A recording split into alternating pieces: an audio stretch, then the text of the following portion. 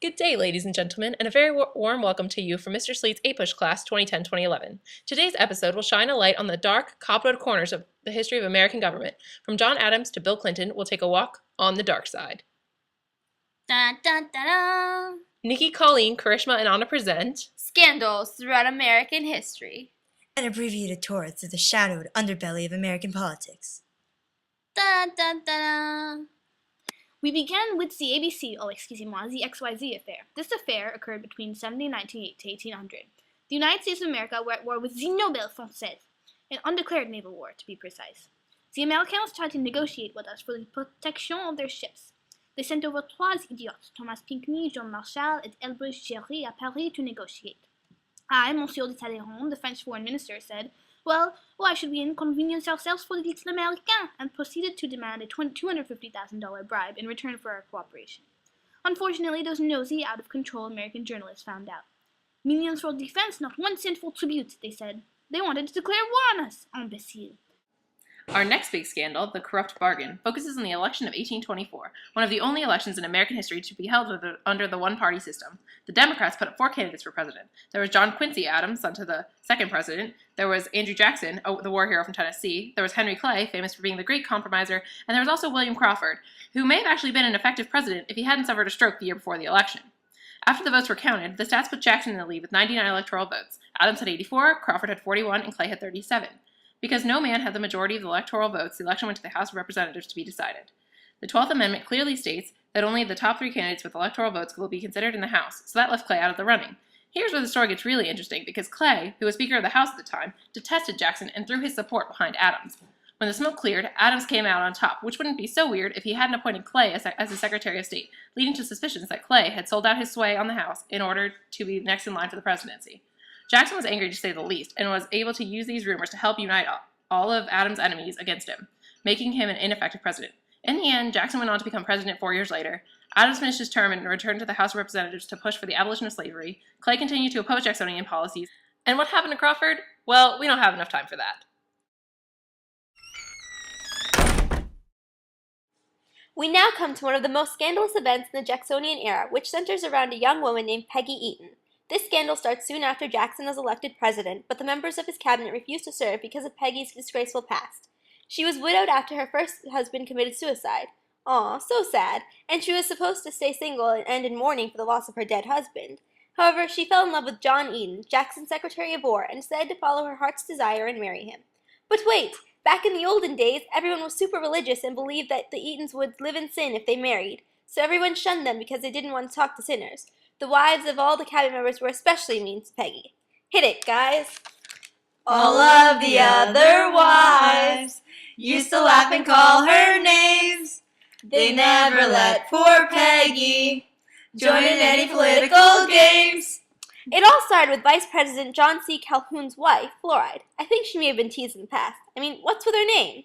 Jackson was really mad because he was a widower as well, and people had made fun of his wife when he got remarried. Jackson felt bad for Peggy Eaton and told the other cabinet members, "You guys stink. Make your wives nicer." Luckily, Secretary of State Martin Van Buren was also a widower, so he didn't have a wife to join in on the teasing. In fact, he was nice to Peggy Eaton because he felt sorry for her. Jackson approved of his actions and kicked Calhoun out in favor of his new bestie, Van Buren, and Peggy Eaton lived happily ever after, away from any political games. After the Peggy Eaton affair, the United States was embroiled in sectional tension, which eventually led to the Civil War, one of the deadliest wars in America's history. So our politicians didn't really have time to involve themselves in big notable scandals until Grant's administration. Several scandals erupted during his administration, one of which involved Crédit Mobilier. Basically, Crédit Mobilier was a railroad construction company. The government funded the building of the Union Pacific Railroad. In this scheme, Crédit Mobilier overcharged for the railroad, thus gaining extra government money, and then paid Republican congressmen in order to garner support. So it was really just a giant cycle of scandalous money. It also touched several prominent politicians of the time, including then Speaker Schuyler Colfax and future President James A. Garfield. Next came that beauty of beauties, the, drumroll please, Ohio Gang. They came to power in the U.S. government under the administration of President Harding and were linked to several scandals throughout the 1920s. The most infamous was probably the Teapot Dome scandal. It was so named because at the center of the scandal was a Navy oil well under Teapot Dome Rock in Wyoming. In essence, the Secretary of the Interior at the time, Albert Fall, signed contracts letting private interests exploit that oil. He argued that this was in the government's interest but acted in secret. Oddly enough, his standard of living rose significantly during that time. He took out loans for up to $400,000 from people he'd been selling the oil to. No one knows how much President Harding actually knew about the scandal because he avoided talking about it. Another well-known Ohio gang adventure is the Veterans Bureau scandal. It included an unnamed Veterans Bureau sleazeball who was found to have been looting medical and hospital supplies. When President Harding found out in 1923, said sleazeball resigned and fled to Europe, causing Harding's general counsel to commit suicide. Of course, the Ohio gang's adventures didn't end there. Harding's administration was practically drowning in questionable content, like the buddy of the Attorney General who had set up an office in the Justice Department from which he peddled influence for a fee. Everyone's probably heard of our next scandal, the infamous Watergate scandal. Dun dun dun. As everyone knows, this happened when President Nixon opened a gate and water flooded D.C. Wait, no, that's not what happened, but it did start with Nixon. When he was running for president again, he created the Creep, a group of creepy people who would force people to vote for Nixon. They also created a popular dance form. While that's all fun and interesting, that wasn't what the Creep was.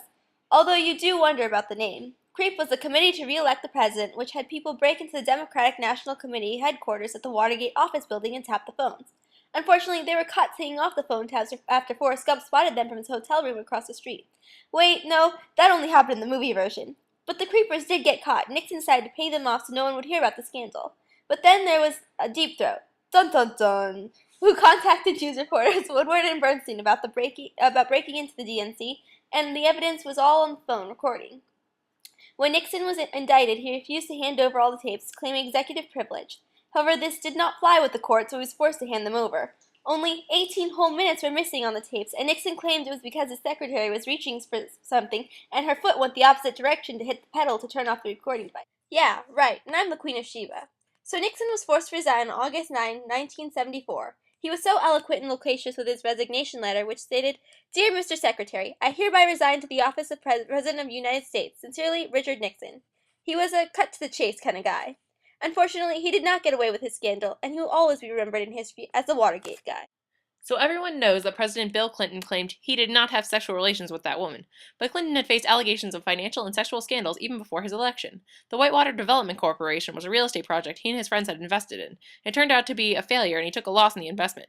He was also accused of having been illegally involved in some loan making. Independent counsel revealed that Hillary had handled some legal work for them, but there was no evidence of direct involvement of fraud on the part of the Clintons. While the investigations of a previous sexual misconduct case involving Clinton was underway, both Clinton and White House intern Monica Lewinsky denied having had an inappropriate relationship.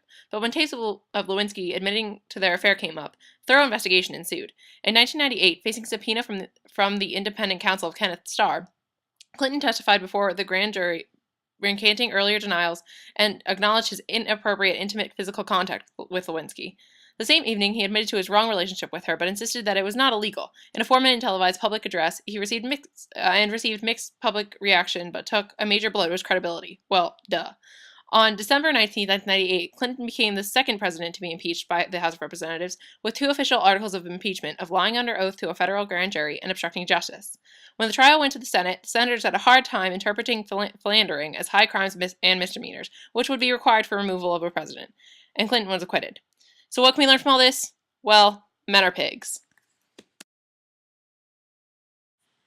And this brings us to the end of our walk down memory lane, although it wasn't very nostalgic for those involved in the scandals. We're at the end of our wits, so see you next time. And do the creep. And if you wanna make friends at the ATM, do the creep. And do the creep.